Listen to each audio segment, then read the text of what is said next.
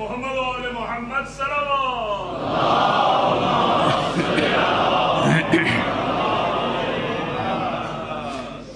اعوذ باللہ من الشیطان الرجیم. بسم اللہ الرحمن الرحیم. الحمد للہ رب العالمین بارئ الخلائق اجمعین باعث الانبیاء والمرسلین والصلاة والسلام على اشرف الخلائق اجمعین سید المرسلین وخاتم النبیین سیدنا وشفیعنا ابی القاسم المصطفى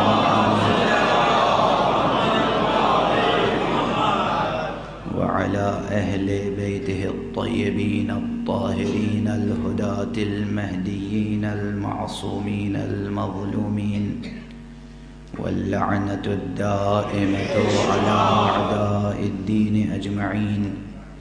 أما بعد فقد قال الله تعالى عز اسمه في محكم كتابه ومتقن خطابه. بسم الله الرحمن الرحيم. والتين والزيتون وطور سينين وهذا البلد الأمين. لقد خلقنا الإنسان في أحسن تقويم. صلوات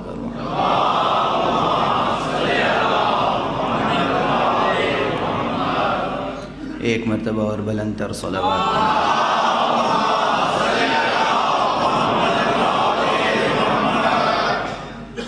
برادران عزیز،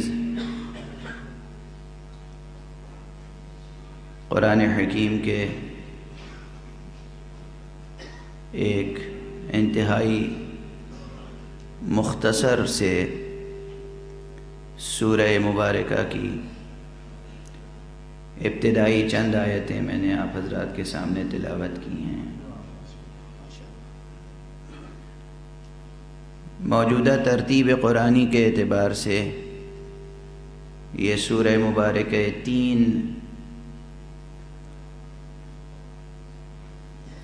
95 نمبر پر ہے. قرآن مجید میں کل 114 سوریں ہیں اور اس سورہ مبارکہ میں کل 8 آیتیں ہیں. چھوٹی چھوٹی آیتیں ہیں مگر کیا غضب کی آیتیں ہیں، کیا قیامت کی آیتیں ہیں. سورہ کا موضوع بھی بہت اہم ہے اور سورہ کا مضمون بھی بہت اہم ہے.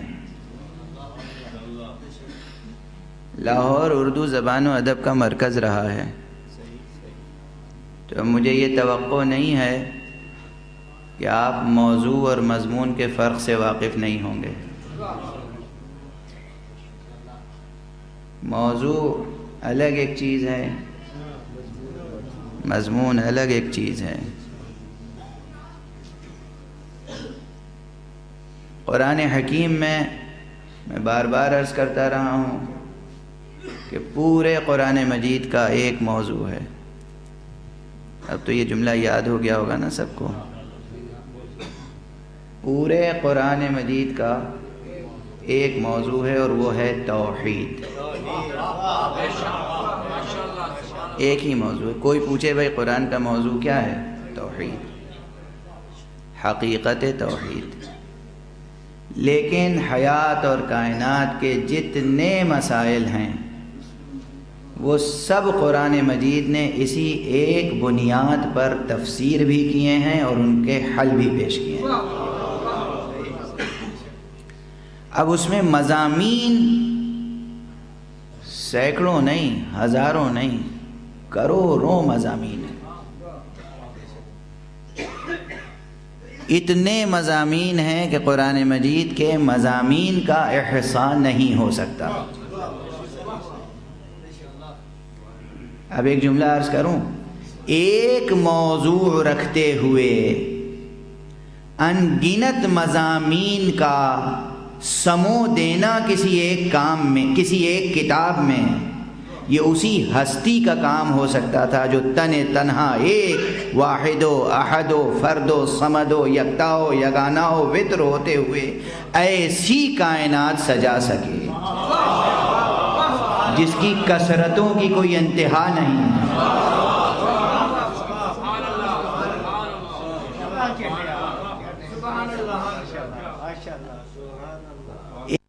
حقیقت ہستی، مگر کتنے ہیں مناظر ہستی۔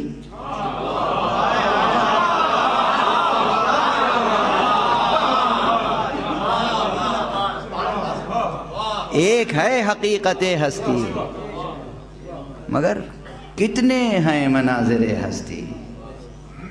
یہ وحدت در کثرت اور کثرت در وحدت، اسے تو صوفیاء کرام نے بہت پیش کیا ہے، اولیاء اللہ نے بہت پیش کیا ہے، شعراء و ادباء نے بھی پیش کیا ہے، مگر تفسیر، مقام تفسیر پر شاید یہ اس طالب علم کی پہلی جرأت ہے جو اس طرف متوجہ کر رہا ہے کہ وحدت در کثرت اور کثرت در وحدت دیکھنا ہو تو قرآن دیکھ لیجئے، چاہے تو کائنات دیکھ لیجئے، چاہے تو قرآن دیکھ لیجئے۔ کچھ عرض کر رہا ہوں، چاہے تو کائنات دیکھ لیجئے، چاہے تو قرآن دیکھ لیجئے، چاہے تو حبیب کبریا کی ذات دیکھ لیجئے۔ خدا کی قسم، یہ قرآن مجید حقیقت محمدیہ کی صورت کتبی ہے۔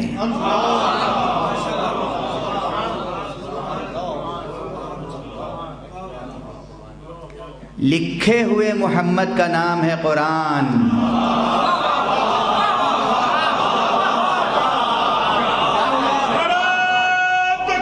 بولتے ہوئے قرآن کا نام ہے محمد۔ صلوات پڑھ دیں محمد والے۔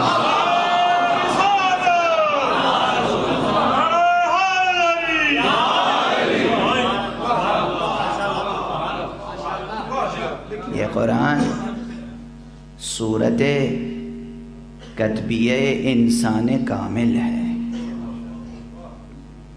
ایک انسان کامل کیا ہوتا ہے؟ ایک انسان کامل پورا قرآن ہوتا ہے۔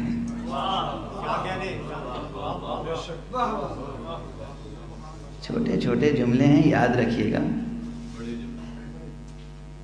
ایک انسان کامل کیا ہوتا ہے؟ ایک انسان کامل قرآن ہوتا ہے۔ محمد قرآن ہے، اور صرف محمد قرآن نہیں ہے،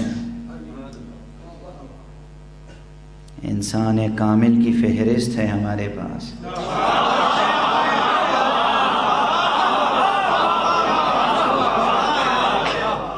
دنیا ایک انسان کامل کو تلاش کرتی ہے، ہمارے مکتب میں آ جائے 14 انسان کامل۔ صلوات پڑھ دیجئے محمد۔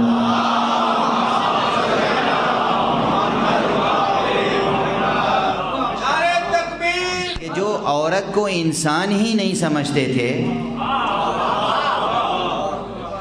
ان کے لیے بھی قابل غور ہے کہ 14 انسان کامل میں ایک ہستی وہ ہے جو عورت ہونے کے باوجود انسان کامل ہے۔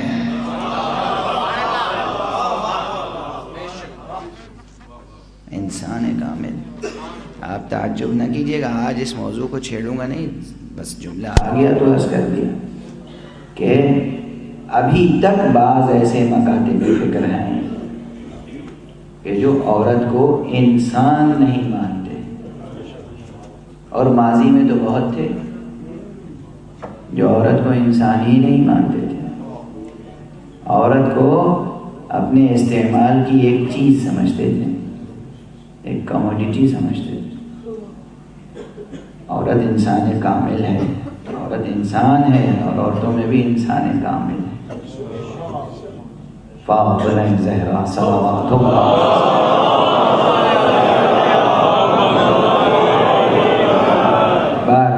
گفتگو کو آگے بڑھا۔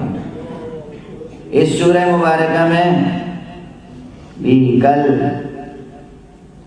اپنے برادر ارجمند سہیل رضوی صاحب کے مودت کدے پر جو مجلس تھی، اس میں میں نے جس سورے کا انتخاب کیا تھا، اگرچہ اس پر پوری گفتگو نہیں ہو پائی، قطعاً نہیں ہو پائی، وہ سورہ بھی قسموں سے شروع ہوتا ہے۔ والشمس وضحاها والقمر اذا تلاها والنهار اذا جلاها والليل اذا يغشاها والسماء وما بناها والارض وما طحاها ونفس وما سواها۔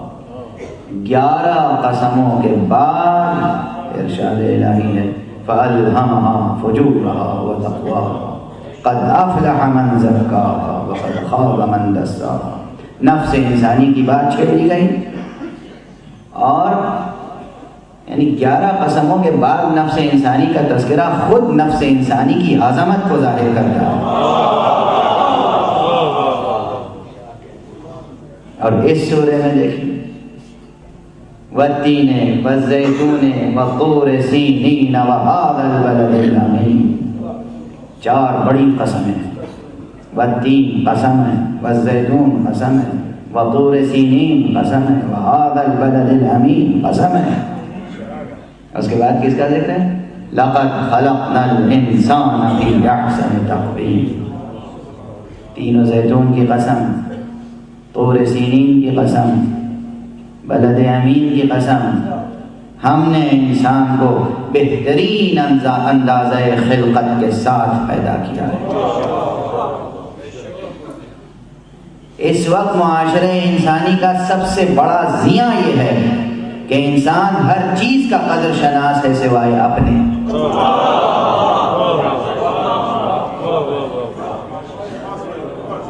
کائنات کی ہر چیز اختیار کرنا چاہتا ہے، اپنے کو بکھیر کر سمجھتا، مغالطہ فکری یہ ہے، سمجھتا ہے کہ وہ اپنی ذات کے لیے کچھ کر رہا ہے، لیکن وہ جو کچھ کر رہا ہے وہ غیروں کے لیے کر رہا ہے، اپنی ذات کے لیے کچھ کر ہی نہیں پا رہا ہے۔ جدید معاشی حالات نے، جدید معاشرتی حالات نے، جدید تہذیبی حالات نے انسان کو اس طرح بنا دیا ہے مشین کا پرزا کہ وہ 24 گھنٹے کام کرتا ہے مگر دوسروں کے لیے، اپنے لیے کام نہیں کر پاتا۔ بہت بڑا المیہ ہے، اسے سوچیں، اسے سمجھیں۔ جوانوں کے لیے بطور خاص سوچنے کی بات ہے۔ آپ دوڑ دھوپ کر رہے ہیں، 16 گھنٹے لڑکے نوجوان کال سینٹرز میں بیٹھ کر ڈیوٹی دے رہے ہیں، نفسیاتی مریض ہوئے جا رہے ہیں۔ کس کے لیے کر رہے ہیں؟ غور فرمائیں۔ بہرحال اب اس موضوع کو کل بہت کچھ اس پر گفتگو کر چکا، جو ذہن رسا رکھتے ہیں ان کے لیے ایک اشارہ کافی ہوتا ہے۔ میں اکثر کہا کرتا ہوں کہ اگر کوئی شخص اپنے اندر تبدیلی لانا چاہتا ہے، انقلاب اپنی ذات کے اندر برپا کرنا چاہتا ہے، تو بڑے سے بڑے انقلاب کے لیے ایک کلمہ کافی ہوتا ہے، اور اگر کوئی انقلاب برپا ہی نہ کرنا چاہے، پورا قرآن ناکافی، زندگی بھر تقریریں ہم کرتے رہے ناکافی، دنیا لاکھ کہتی رہے قرآن کافی ہے، مگر خدا کی قسم قرآن ناکافی ہے۔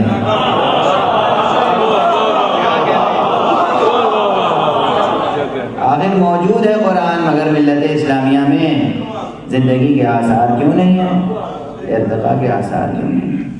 بہرحال میں اس موضوع پر آج گفتگو نہیں کروں گا، اگرچہ یہ موضوع بھی قرار دیا جا سکتا ہے، چونکہ قرآن مجید کے اس سورہ مبارکہ کا اگرچہ موضوع تو ہے قیامت اور آخرت، مگر قیامت اور آخرت کے موضوع کو قرآن مجید نے اس سورے میں جس طرح پیش کیا ہے، اس پر مضمون جو ہے وہ مضمون عظمت وجود انسانی کا ہے۔ عظمت وجود انسانی کو پہلے پیش کیا، پہلے اپنی خلقت کی طرف متوجہ کیا، آثار خلقت کی طرف متوجہ کیا، آثار قدرت کی طرف متوجہ کیا، آثار ہدایت کی طرف متوجہ کیا۔ یہ چار قسمیں قیامت کی قسمیں، والتین، بظاہر تین اور زیتون دو پھل ہیں، دو میوے ہیں درختوں کے، انجیر اور زیتون دو میوے ہیں، مگر مراد ان سے کیا ہے؟ وطور سینین ایک پہاڑ کا ذکر ہے، بلد الامین ایک شہر کا ذکر ہے نا؟ پوری کائنات کو گویا خداوند عالم نے تین علامتوں میں پیش کر دیا۔ پہاڑ جمادات کی علامت، تین و زیتون نباتات کی علامت، بلد امین انسانی معاشرے کی علامت، ایک بھرا پورا آباد شہر۔ تو گویا پورے کائنات کی قسم کھا لی، یہ ایک رخ ہے۔ دوسرا رخ یہ ہے کہ جو مفسرین نے، بیشتر مفسرین نے جسے پیش کیا ہے کہ تین و زیتون سے مراد بالخصوص یہ تین و زیتون پھل نہیں ہیں، یہ میوے نہیں ہیں، بلکہ تین و زیتون سے مراد وہ مقامات ہیں جہاں تین و زیتون کی سب سے زیادہ کاشت ہوتی ہے، پیداوار ہوتی ہے، اور وہ اس لیے مراد ہے چونکہ وہاں اللہ کے دو اولو العزم نبی مبعوث ہوئے۔ طور سینا یہ جبل مناجات ہے، طور سینا وہ پہاڑ ہے جس پر اللہ کے اولو العزم پیغمبر نے مناجات کی ہے، اپنے رب کے ساتھ گفتگو کی ہے، اور جناب موسیٰ علی نبینا وعلیہ السلام پر وحی نازل ہوئی ہے، اور بلد امین وہ شہر ہے کہ جس میں صادق و امین پیغمبر مبعوث ہوا ہے۔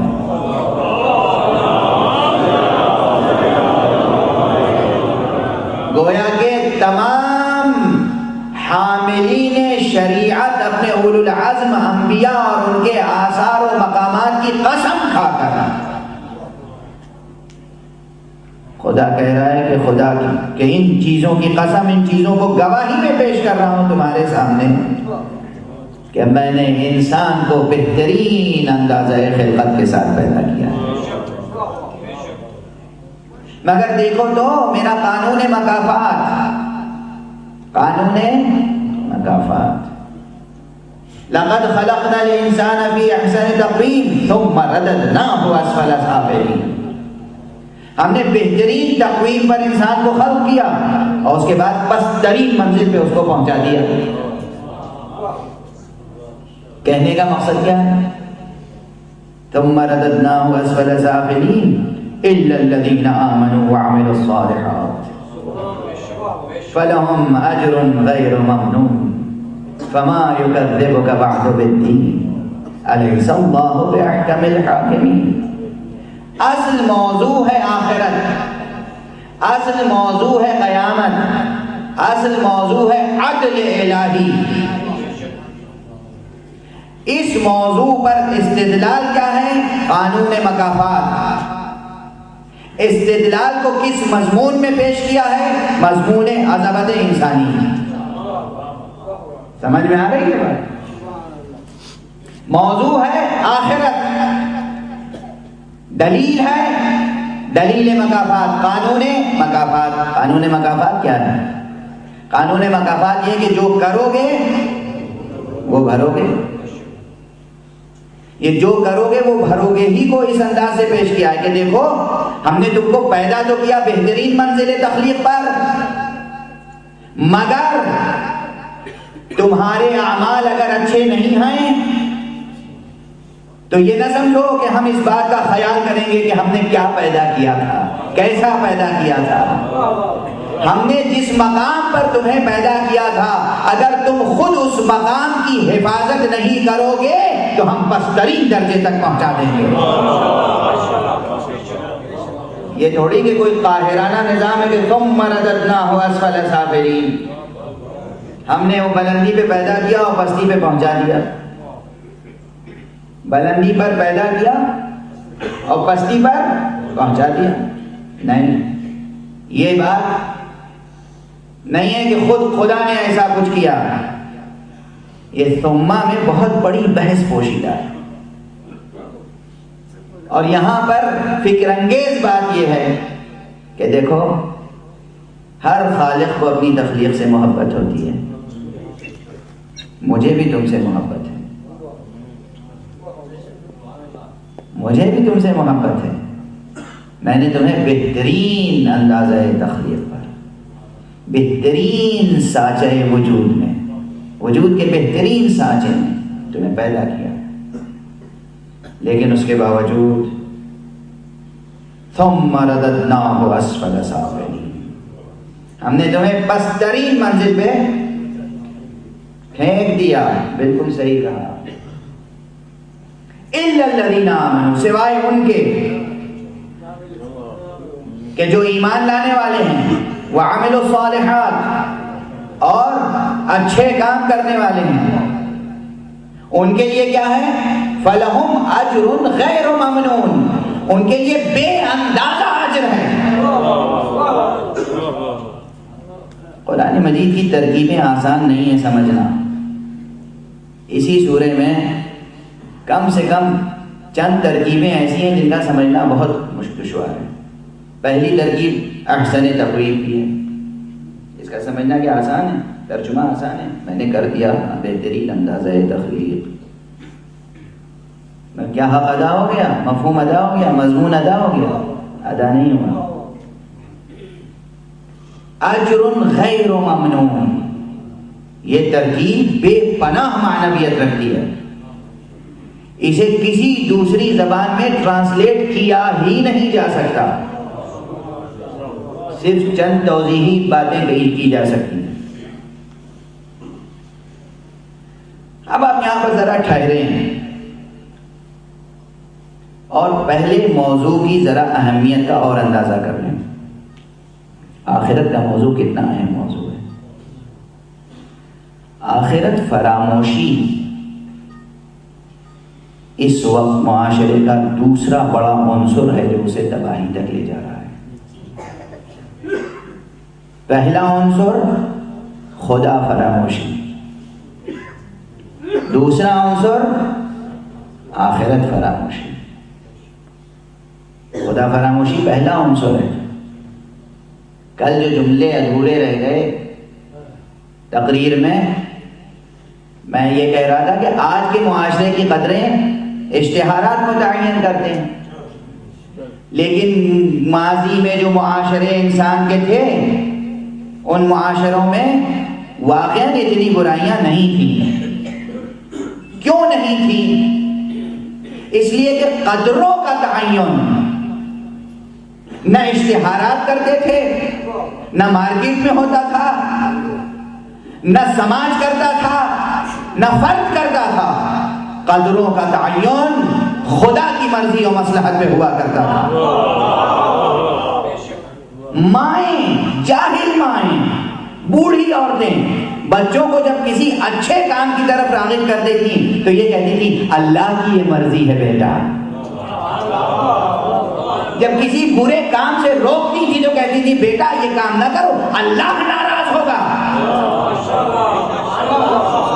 بہت بڑا عنصر تھا، بہت بڑا عنصر تھا جب ہم بچوں کو خدا کے حوالے سے اچھائی کی طرف بلاتے تھے، خدا کے حوالے سے برائی سے روکتے تھے. آج یہ محور بدل گیا. آج ہر بات میں اب خدا یاد نہیں آتا. تم یہ کرو گے تو یہ تمہارا پھل ہوگا. کوئی نہ کوئی کمرشل ویلیو ہر عمل کا رکھا گیا.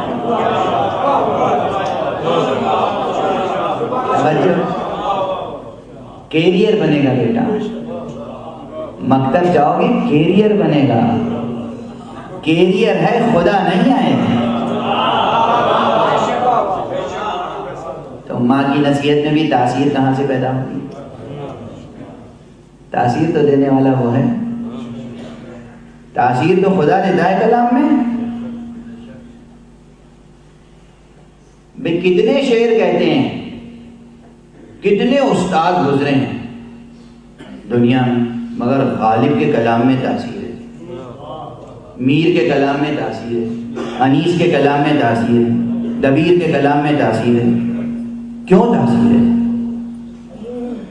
200 برس گزر گئے ہیں دبیر اور انیس کو، اب بھی ان کا ایک مصرع پڑھا جاتا ہے، ہزاروں بار کا سنا ہوا مرثیہ پھر چھیڑ کے دیکھیے،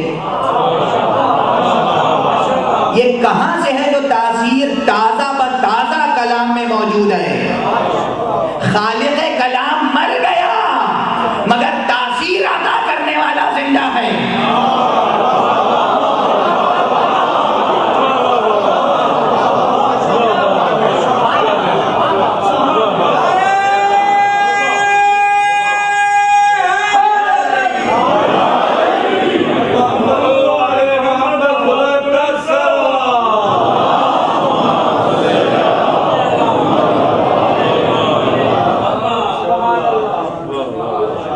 مجھے ایک حدیث یاد آ رہی ہے تو گزارش کرتا چلوں، اور اس میں بھی جوانوں کے لیے بڑی نصیحت اور عبرت اور جاذبیت ہے۔ جوان کیا چاہتے ہیں، کیا نہیں چاہتے؟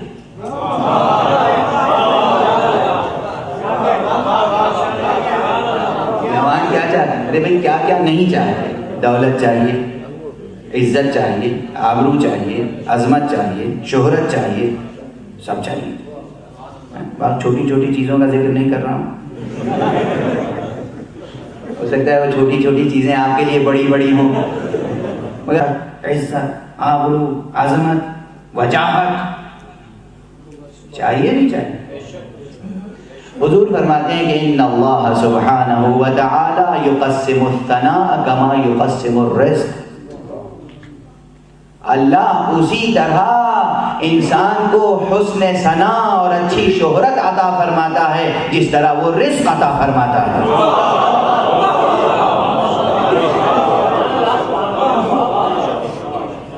جس طرح اللہ رزق عطا کرتا ہے اسی طرح اللہ کسی بندے کو نیک نامی عطا کرتا ہے۔ تو نیک نامی کون عطا کرتا ہے؟ اللہ۔ اپنے زور بازو سے کوئی نیک نامی نہیں حاصل کر سکتا، قطعاً نہیں، بھلا دیجئے، فراموش کر دیجئے۔ نیک نامی صرف ایک بلندر صلوات پڑھ دیجئے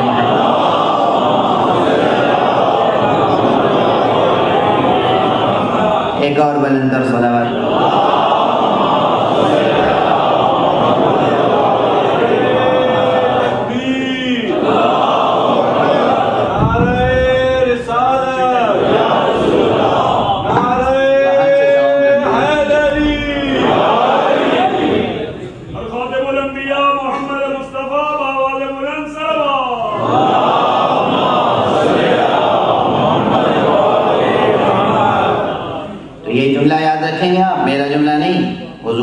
صلی اللہ علیہ وسلم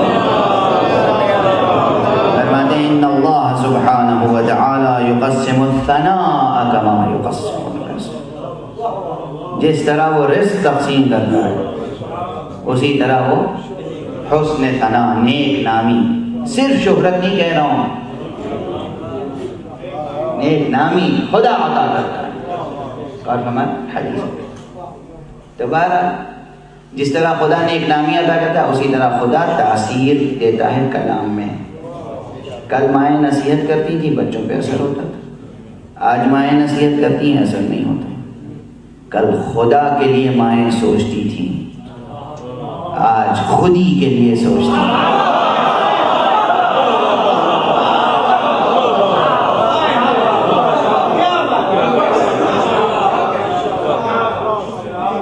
مجھے معلوم ہے بارش کے باوجود بہت دور سے خواتین بھی آئی ہیں، سن رہی ہیں، تو وہ سنیں، پوچھتی ہیں مولانا بچے کو نصیحت کرتی ہوں اثر نہیں ہوتا، میں کہتی ہوں پڑھ لے، پہلے مائیں کہتی تھی خدا خوش ہوگا اس لیے پڑھو، اب مائیں کہتی ہیں کہ پڑھو تاکہ کیریئر بن جائے۔ کیریئر کوئی چیز نہیں ہے جو تاثیر دے سکے کلام میں،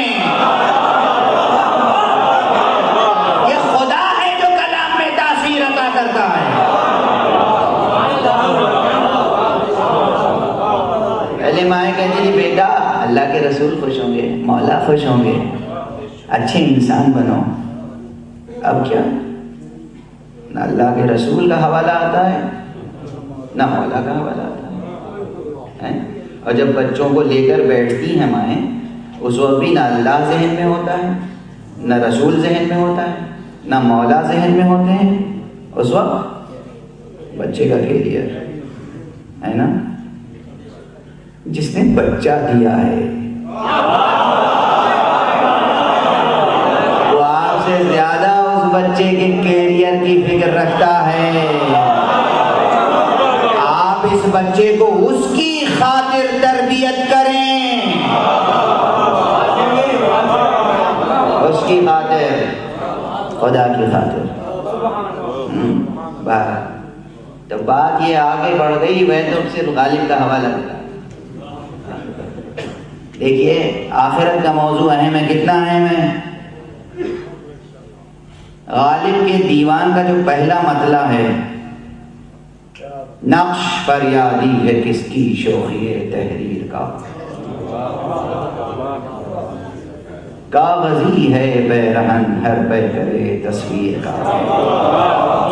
کسی مولوی کا شعر تو نہیں ہے نا، غالب بادہ خار کا شعر ہے نا۔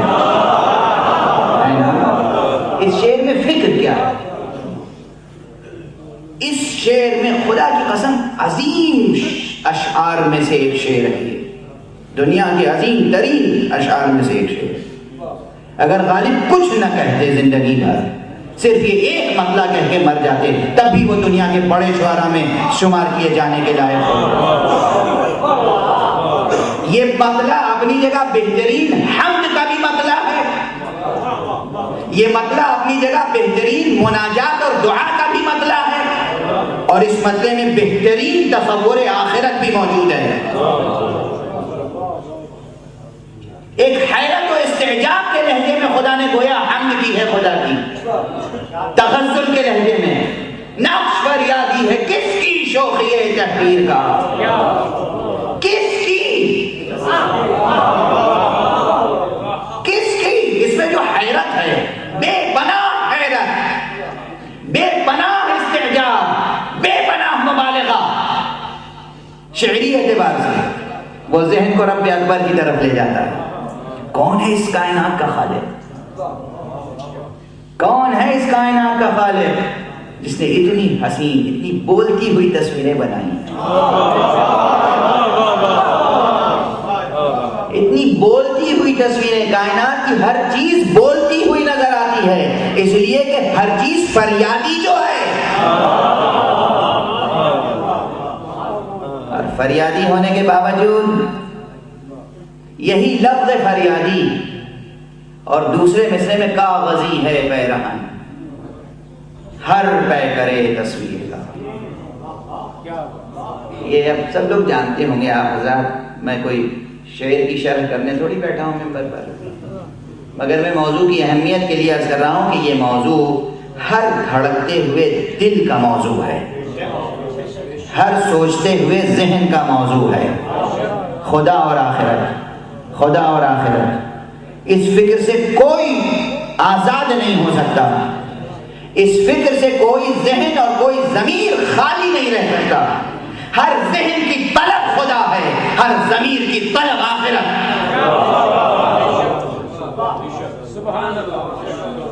غور فرما رہے ہیں؟ کاغذی بیرہن کہتے ہیں اس کو، کہتے تھے ایک رسم تھی ایران میں، فارس میں، کہ جو دادخواہ ہوتا تھا، مستغیث ہوتا تھا، استغاثہ لے کے جاتا تھا، جو اپنی فریاد لے کے جاتا تھا مقدمہ حاکم کے سامنے، وہ کاغذی لباس پہن کے جاتا تھا تاکہ دیکھ کے معلوم ہو کہ یہ ستم رسیدہ ہے، مظلوم ہے، اس کی فریاد سننا ہے، وہ ایک علامت تھی۔ آج کل جو لوگ مستغیث ہوتے ہیں وہ کوئی علامت نہیں رکھتے، جو قاضی ہے اسے ایک خاص لباس پہنایا جاتا ہے، اس لیے کہ اس دور میں سب سے زیادہ مظلوم تو جج ہی ہوتا ہے، یا جو وکلا ہیں وہ ایک خاص لباس پہنتے ہیں، لیکن جو مستغیث ہے بیچارہ اس کا کوئی مخصوص لباس نہیں ہے۔ تو وہ فریادی جو ہے ایک لباس پہن کے جاتا تھا، یہ فریادی کا تصور، داد خواہی کا تصور، عدل و انصاف کی طلب، یہ ہر ذہن و ضمیر میں موجود ہے۔ یعنی آخرت کا مضمون و موضوع ہمارے اور آپ کی زندگی کی ضرورت ہے، ہماری فطرت سے جڑا ہوا ہے، ہمارے دل سے جڑا ہوا مضمون ہے، اور عظمت انسانی کے ساتھ بھی جڑا ہوا مضمون ہے۔ اب یہاں خاص عظمت انسانی کا ایک پہلو یہ بھی ہے، توجہ رہے، کہ اگرچہ کائنات کی ہر شے داد طلب ہے، ذرہ ذرہ داد طلب ہے، پتا پتا داد طلب ہے، داد طلب یعنی تاریخ طلب نہیں، داد طلب یعنی انصاف طلب، داد انصاف، داد طلب ہے ہر شے، ہر نقش فریادی ہے، ہر نقش کاغذی پیرہن پہنے ہوئے ہے گویا، اور یہ کاغذی پیرہن پہن کر پوری کائنات کسی ایک کی تلاش میں ہے۔ یہ تلاش اپنی اصل کی بھی تلاش ہے اور اپنے زندگی کے محاسبے کی بھی تلاش۔ توجہ ہے؟ اچھا، اگر یہ بات ذہن نشین ہو جائے کہ آخرت و قیامت کا مضمون کتنا اہم ہے، تو پھر عرض کروں کہ اگرچہ کائنات کی ہر شے روز آخرت کی منتظر ہے، لیکن خصوصیت کے ساتھ یہ شرف انسان کو بخشا گیا کہ روز حشر انسانوں کے لیے قائم ہوگا۔ توجہ ہے؟ اپنا اعزاز دیکھ رہے ہیں آپ؟ ہر چیز اس کی بارگاہ میں پہنچنا چاہتی ہے، مگر وہ اپنی بارگاہ میں بلا رہا ہے صرف انسان کو۔ عظمت دیکھیے اپنی، احساس ہوا کچھ؟ لوگ آخرت سے ڈرتے ہیں، ڈرنا بھی چاہیے، مگر ڈر کی دو قسمیں ہوتی ہیں، خوف کی دو قسمیں ہوتی ہیں۔ اردو میں لے دے کر ایک ہی لفظ، ایک ہی کلمہ ڈر ہے، عربی میں بہت سے الفاظ ہیں، خوف، خشیت، خشوع، خضوع، مراتب ہیں نفس کے۔ تقویٰ کا ترجمہ خوف نہ کیا کیجیے، تقویٰ میں ڈر کا مفہوم ضمنی ہے، اصلی نہیں ہے۔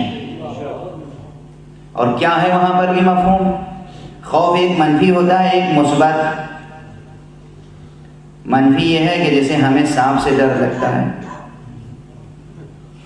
مثبت یہ ہے کہ جیسے کسی شفیق بزرگوار بزرگ ہستی کے سامنے جاتے ہوئے ڈر معلوم ہوتا ہے،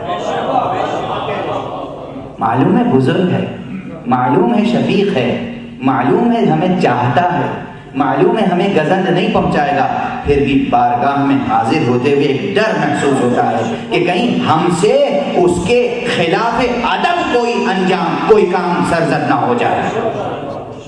یہ خوف ہوتا ہے نا، یہ خوف مثبت خوف ہے، یہ خوف منفی خوف ہرگز نہیں ہے۔ ہم میں اور آپ میں آخرت کا یہ خوف ہونا چاہیے کہ رب اکبر نے اپنی بارگاہ میں طلب کیا ہے، تو ہم اس انداز سے حاضری دیں کہ اس کی بارگاہ کے آداب پامال نہ ہو جائیں۔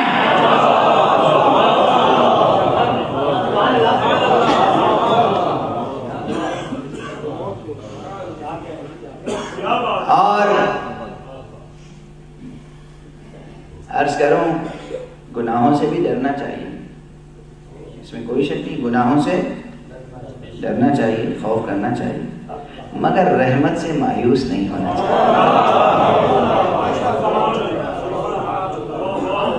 رحمت سے. اسی لیے میں نے کئی برس ہوئے، اب وہ سارا مضمون تو کچھ اور تھا، اس وقت ذہن میں نہیں ہے کہ کیا میں نے پڑھا تھا. غالباً 4 برس یا 5 برس قبل کراچی میں مدینۃ العلم کی مجلسوں میں 2 سال تک متواتر میں نے آخرت اور قیامت کے موضوع پر 10 مجلسیں پڑھی تھیں، اور اس کا عنوان تھا عید حشر یا جشن محشر.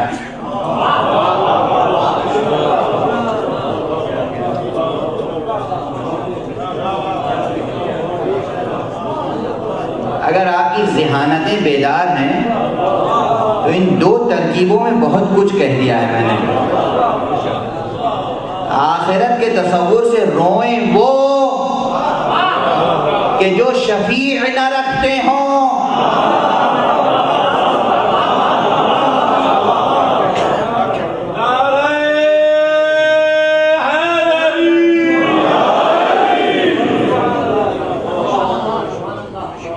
آپ شفیع رکھتے ہیں، اور اس لیے ایک مومن کی شان جو ہوتی ہے، مومن کی شان.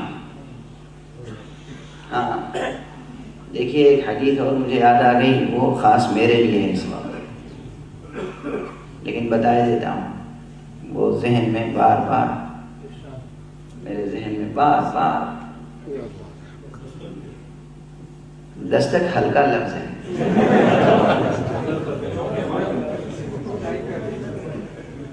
سرزنش کر رہی.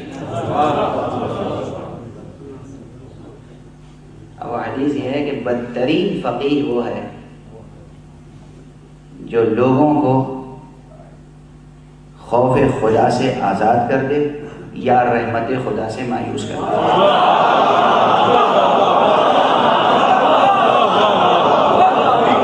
اب بتائیے مشکل ہے کہ نہیں؟ نہ ہم خوف خدا سے آزاد کر سکتے ہیں، نہ رحمت خدا سے مایوس کر سکتے ہیں. اور میری مشکل سمجھ رہے ہیں آپ؟ میں کسی بڑے سے بڑے گناہ گار کو، گناہوں میں ڈوبا ہوا انسان، سر سے پیر تک گناہوں میں ڈوبا ہوا انسان، روئے زمین پر جتنے ریت کے ذرے ہیں انہیں کوئی گن نہیں سکتا. اگر اتنے بھی گناہ کوئی کر چکا ہو تب بھی میرے اندر یہ ہمت نہیں ہے اور مجھے یہ اجازت نہیں ہے کہ میں اسے رحمت خدا سے مایوس کر دوں.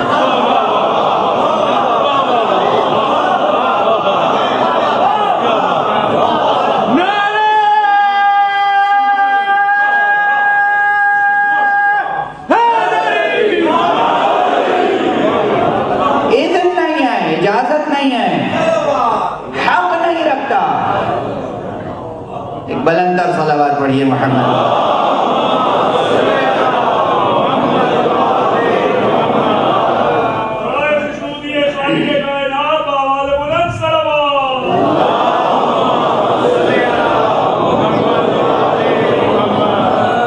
یہ اتنا قریب کیے دے رہے ہیں کہ میرا منہ ہی بند ہو جائے گا، میں بول کیا سکتا ہوں. ارے بھائی آپ کے سامنے پوری دستگاہ رکھی ہوئی ہے، آپ وہاں سے ساؤنڈ کنٹرول کریں. ایک بلندر صلوات پڑھیں محمد.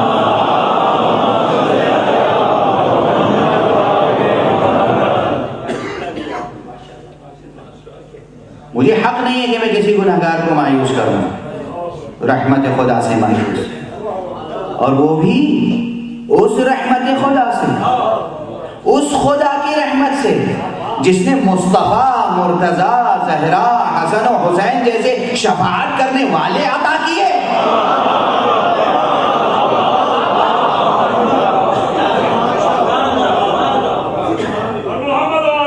اور اس مومن کو مایوس کروں کہ جو ان کی محبت و ولایت کا دم بھرتا ہو. میں اس روایت سے چشم پوشی نہیں کر سکتا، یہ روایت صحیح ہے، درست ہے. فرمایا گیا، متعدد معصومین نے فرمایا ہے کہ اگر کوئی شخص دنیا کے صحراؤں کی تمام ریت کے ذروں کے ہم عدد بھی گناہ کر چکا ہو مگر اسے رحمت خدا سے مایوس نہیں ہونا چاہیے، بشرطے کہ وہ ہماری ولایت بھی رکھتا ہو.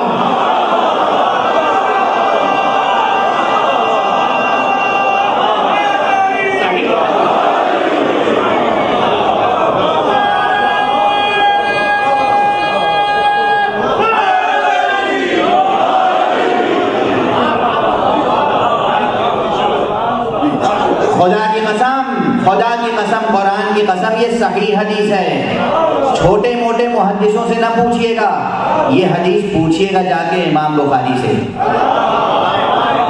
پوچھیے گا، پوچھیے امام بخاری سے، پوچھیے امام مسلم سے، پوچھیے حضرت ترمذی سے، پوچھیے امام احمد ابن حنبل سے،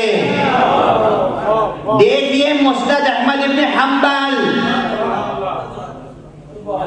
دیکھیے کنز العمال، دیکھیے مستدرک صحیحین، المستدرک علی الصحیحین حضرت امام حاکم نیشابوری، ان بڑے بڑے اماموں سے پوچھیے گا کہ یہ کہا گیا ہے یا نہیں، اور ہمارے علماء سے بھی پوچھیے گا، کلینی سے پوچھیے، صدوق سے پوچھیے، علامہ مجلسی سے پوچھیے،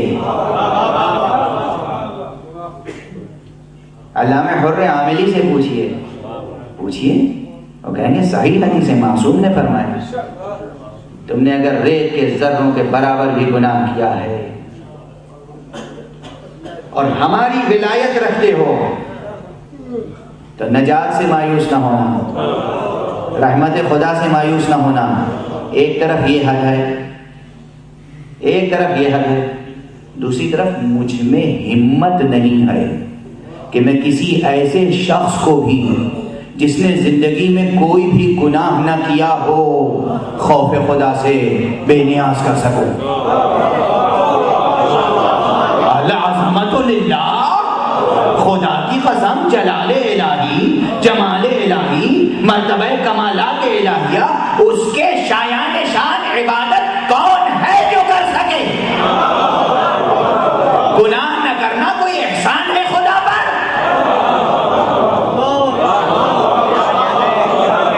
کون ہے جو شایان شان معبود برحق ایک سجدہ ادا کر سکے؟ خدا کی قسم اس کائنات میں کوئی نہیں ہے جو صرف اپنی عبادتوں، اپنی ریاضتوں، اپنے تقوی، اپنے حسن عمل کی بنیاد پر نجات پا جائے جب تک کہ محمد اس کی شفاعت نہ کرے۔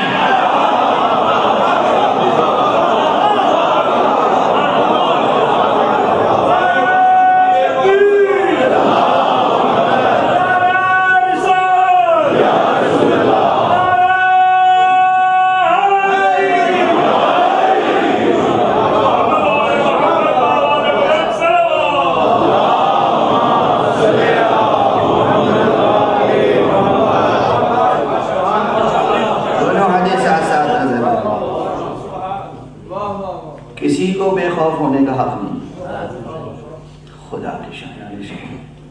ہاں، جنہوں نے سجدہ کیا وہ کچھ اور تو ہستیاں، ضبط کیجئے گا۔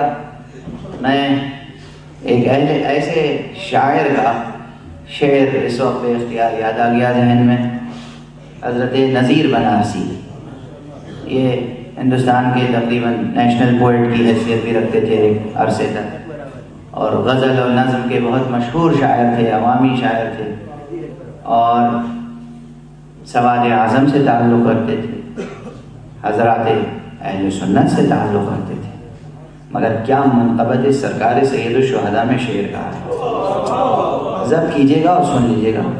فرماتے ہیں کہ تہے شمشیر سجدہ اور اتنا معتبر سجدہ،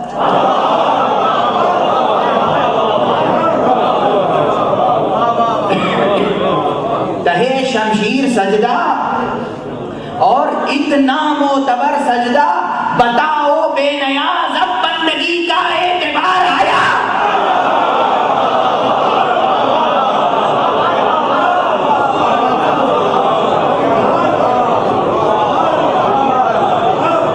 بتاؤ بے نیاز اب بندگی کا اعتبار آیا۔ وہ ہستیاں کچھ اور ہیں، مصطفیٰ کی پیشانی ہے جو وہ سجدے ادا کر سکتی ہے، مرتضیٰ کی پیشانی ہے جو وہ سجدے ادا کر سکتی ہے، زہرا کی پیشانی، حسن اور حسین کی پیشانی، سید سجاد ہیں، وہ 14 ہستیاں ہیں جن کے برابر انبیاء بھی عبادت نہیں کر سکتے۔ جو کہہ رہا ہوں انبیاء بھی عبادت نہیں کر سکتے، جن کے برابر اگر کوئی نبی ان کے برابر عبادت کر سکتا ہوتا تو مقام معراج میں یہ ظاہر نہ کیا گیا ہوتا کہ تمام نبیوں کو بیت المقدس میں جمع کر کے نماز مصطفیٰ سے پڑھوائی گئی۔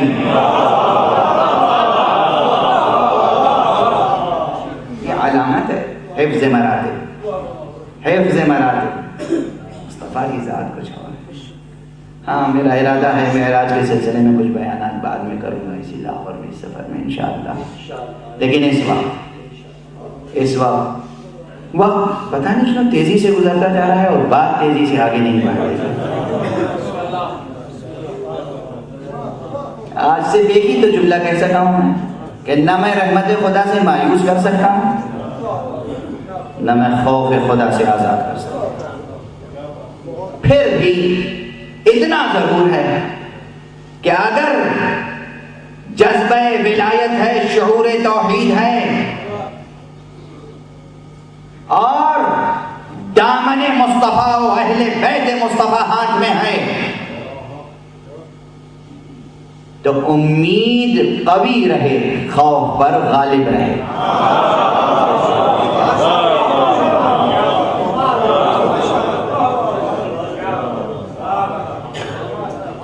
ایک سرشاری رہے اور حشر کو عید حشر سمجھیں۔ ہر مومن دیدار الہی کا متمنی ہے کہ نہیں؟ ہے نا؟ ہر مومن دیدار الہی کا متمنی ہے۔ سارے مسلمان دیدار الہی کے منتظر ہیں۔ کون نہیں متمنی دیدار الہی کا؟ جناب موسیٰ کلیم اللہ، رب ارنی انظر الیک، پروردگار میں تجھے دیکھنا چاہتا ہوں۔ کون نہیں ہے جو خدا کو دیکھنا نہیں چاہتا؟ رب کریم کو، رب رحیم کو، رازق عظیم کو کون ہے جو اسے دیکھنا نہیں چاہتا؟ انبیاء، اوصیاء سب دیکھنا چاہتے ہیں۔ بس اب ایک جملہ اپنی طرف سے کہہ دوں، ساری خلقت وہ ہے جو اس کو دیکھنے کی متمنی، لیکن کچھ ہستیاں ایسی بھی ہیں جنہیں دیکھنے کا وہ متمنی ہے۔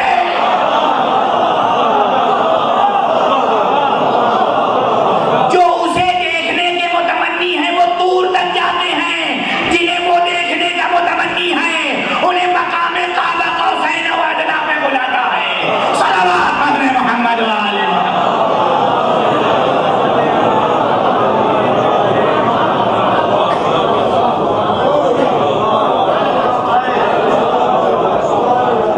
ٹھہر کے جملہ کہہ رہا ہوں مگر سنبھل کے کہہ رہا ہوں، سمجھ کے یاد رکھیے گا۔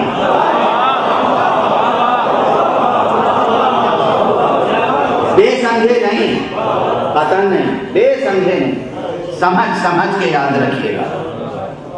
سب اس کے دیدار کے متمنی ہیں، سب، مگر کوئی تو ہے نا جن کے دیدار کا وہ متمنی ہے۔ اچھا اب بس عجیب نازک منزل آ گئی یہاں پر، باتوں میں کیا کیا مشکلیں حل ہو جاتی ہیں۔ عزیزو آپ مجھے داد نہ دیا کریں، دعا دیا کریں، میرا کچھ اس میں دخل نہیں ہے، اس منبر کو نسبت اس سے ہے۔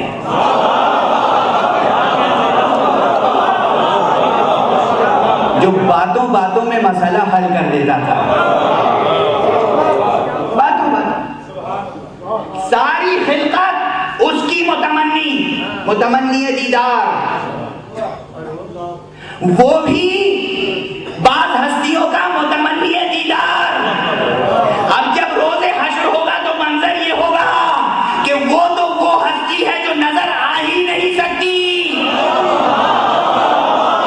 جو اس کو دیکھنا چاہیں گے وہ کہے گا پہلے انہیں تو دیکھ لو جنہیں میں دیکھنا چاہتا تھا۔ صلوات محمد و آل محمد۔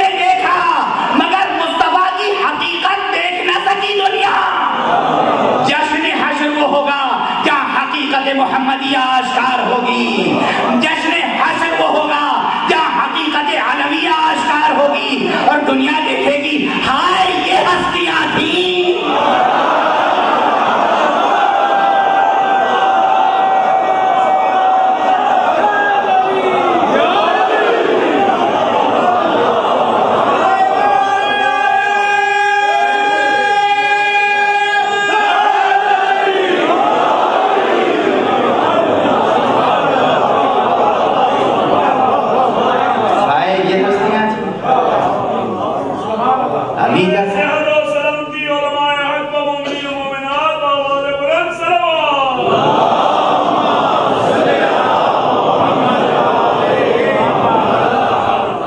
ابھی تک ان کی حقیقت آشکار کہاں ہوئی ہے؟ ابھی حقیقت محمدیہ آشکار نہیں ہے. نگاہ عارف چاہیے، قلب عارف چاہیے ان باتوں کو سمجھنے کے لیے. زہد و تقوی و تقشف ظاہری نہیں، قلب عارف چاہیے، قلب عاشق چاہیے ان حقیقتوں کو سمجھنے کے لیے.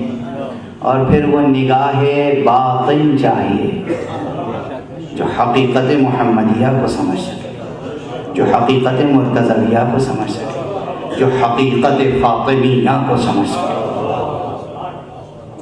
حقیقت سید الشہداء بھی وہاں سامنے آئے گی. سارے مسلمانوں کا ایمان ہے نا؟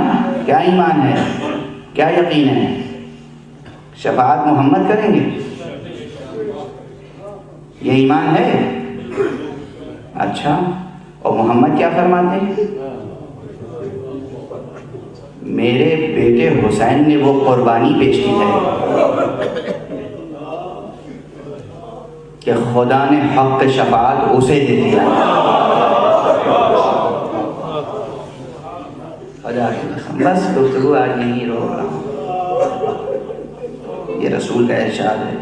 تمام بڑے محدثین سے پوچھ لیجیے گا، میں مناظرانہ انداز میں روایتی انداز میں حوالے دینے کا عادی نہیں، لیکن جب تک کوئی حدیث اچھی طرح جانچ پرکھ نہیں لیتا ذکر نہیں کرتا. پوچھنے والوں نے پوچھا ہے سرکار سے، جب سرکار کی زندگی میں مجلس حسین برپا ہوئی تھی، تم ہم سے کہتے ہو، لوگ ہم سے کہتے ہیں کہ مجلس کیوں برپا کرتے ہیں؟ یہ وہ مجلس ہے جو اللہ نے برپا کی ہے. پہلا ذاکر حسین اللہ ہے اور ملائکہ سننے والے تھے. اس کے بعد دوسرا ذاکر حسین محمد مصطفیٰ ہے. اہل بیت سننے والے تھے، اصحاب سننے والے تھے. حسین کی شہادت کی خبر دیتے جاتے تھے، دونوں آنکھوں سے آنسو بہتے جاتے تھے. حدیثوں کو دیکھیں. لوگوں نے پوچھا آخر یا رسول اللہ یہ مصیبتیں حسین پہ کیوں پڑیں گی؟ کا ایک رتبہ ہے، ایک مرتبہ ہے جس کو حسین نہیں پا سکتے جب تک کہ یہ قربانیاں نہ دیں. کہا وہ کون سا رتبہ ہے؟ کہا وہ حق شفاعت ہے. وہ حق شفاعت. یہاں پر آ کر ایک جملہ سمجھیں، حق شفاعت اصلاً کس کا ہے؟ مصطفیٰ کا. قربانی کے ذریعے کس کو مل گیا؟ حسین کو. اسی لیے تو مصطفیٰ نے کہا تھا حسین منی وانا من حسین.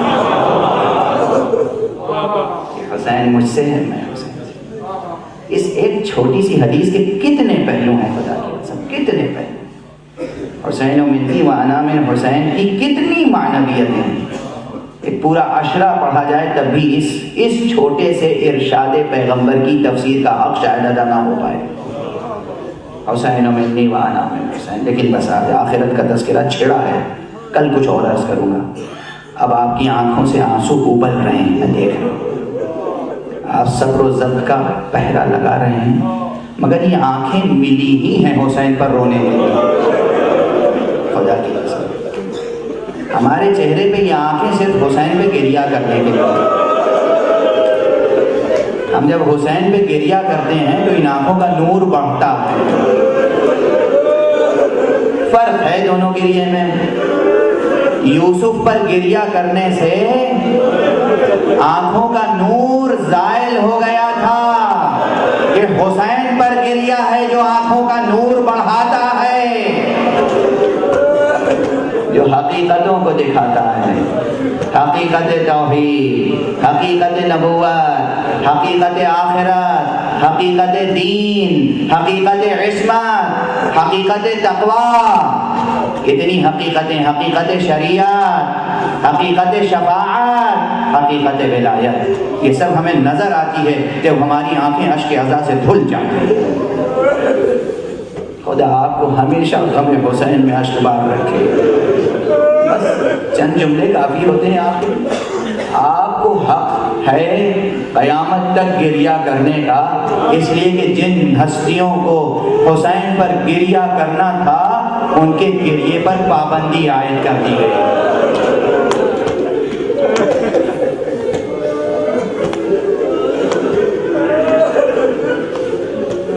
میں نے چند جملے کہے تھے حیدرآباد سندھ میں، اور اس جملے کے پیچھے قرآنی استدلال بھی ہے، حدیث بھی ہے، تاریخ بھی ہے، مگر اب مقام مسائل میں تفصیل کی گنجائش تو ہوتی نہیں ہے۔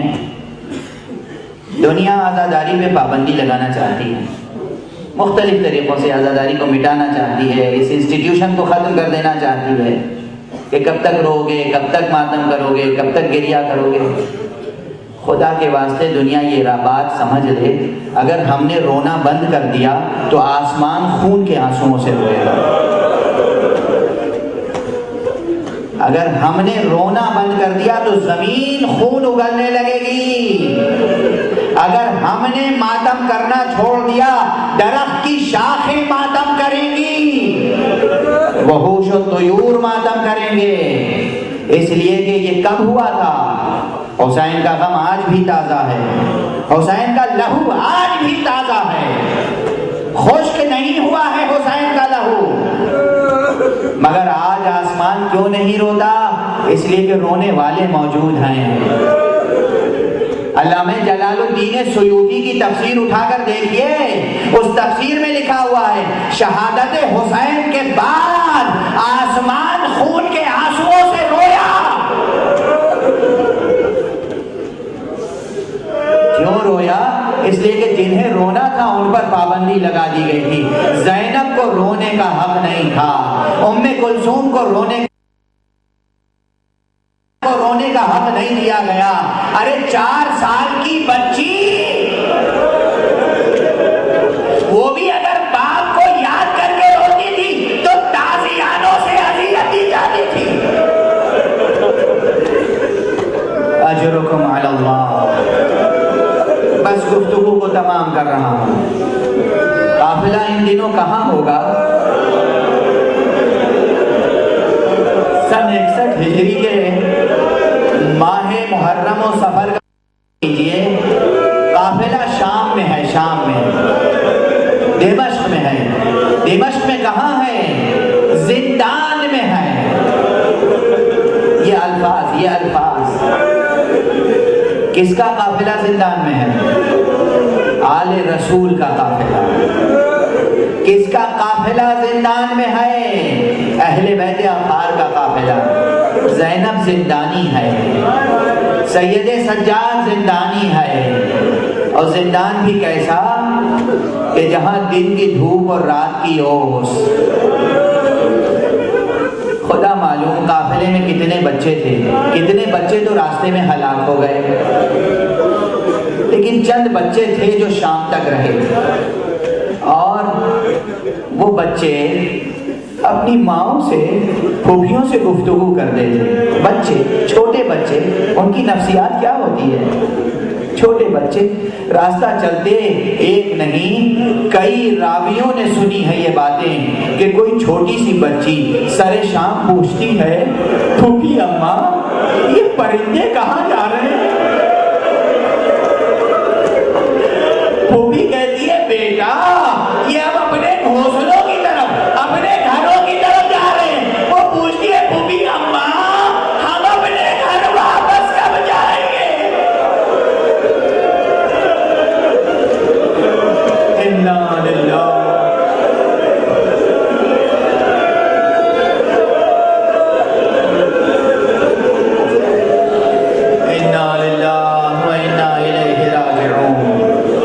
بقضائه وتسلیما لامره۔ پروردگار معبود ہماری اس عبادت عزا کو قبول فرما۔ پروردگار جتنے حاضرین ہیں ان کے گناہوں کو بخش دے۔ معبود ہم سب کو دامان ولایت سے متمسک رکھ۔ پروردگار ہم سب کو شفاعت حسین روزی فرما۔ معبود پروردگار ملت اسلامیہ کو تہذیب محمد و آل محمد کے سانچے میں ڈھال دے۔ پروردگار عالم انسانیت بے چین ہے، کرا رہا ہے، فرزند زہرا کو اذن ظہور عطا فرما اور ان کے ہاتھوں